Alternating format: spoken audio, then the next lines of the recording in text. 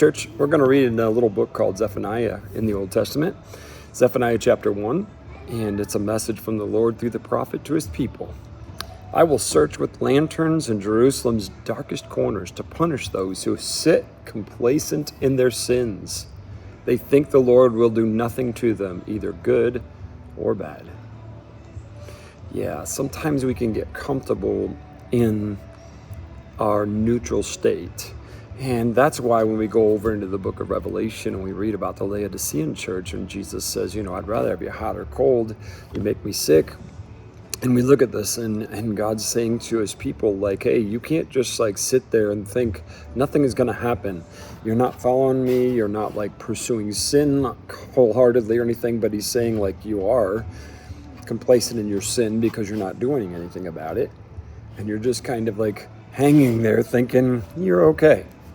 Well, there's a lot of people today that call themselves Christians that are kind of complacent in their sin and kind of just hang in there. Church, we have to be all in for Jesus. We talk about surrender, trust, and obey all the time.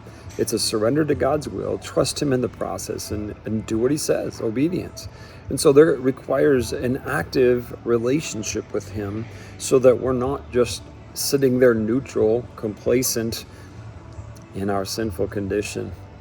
Let's be walking with him. Let's be an aggressive church that is following hard after God. God bless you. Have an amazing day today.